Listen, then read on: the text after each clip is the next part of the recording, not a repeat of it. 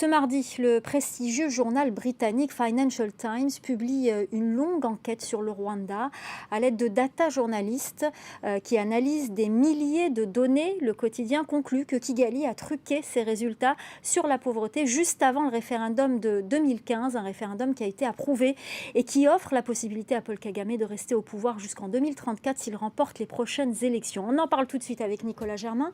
Nicolas, tout d'abord, que dit cette enquête ?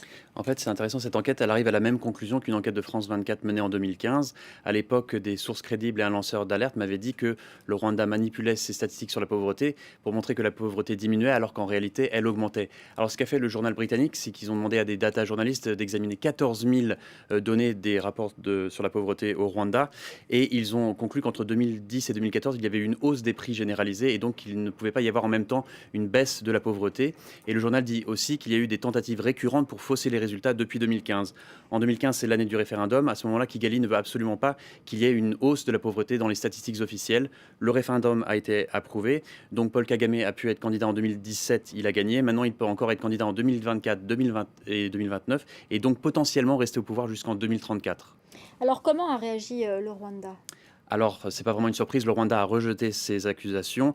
La Banque mondiale a également officiellement rejeté ces accusations. Mais ce qui est intéressant, c'est que le Financial Times publie aujourd'hui pour la première fois une lettre qui est datée de 2015, écrite par 5 employés de la Banque mondiale, adressée à la direction de la Banque mondiale. Et voici ce que dit cette lettre publiée dans le Financial Times. De récents développements montrent qu'il existe potentiellement de sérieux risques pour la réputation de la banque si ces opérations concernant le Rwanda continuent sur la même trajectoire. Et les auteurs de la lettre s'inquiètent de la manipulation des statistiques officielles et de l'impossibilité de transmettre en toute transparence des données fiables.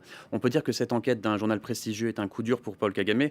On sait qu'il est souvent accusé d'être à la tête d'un régime autoritaire. Cette critique-là ne semble pas le tourmenter. Mais lui, il aime bien vanter le développement économique du Rwanda. Mais si en fait ce développement est basé sur des fausses statistiques, alors là, c'est tout son bilan qui est terni.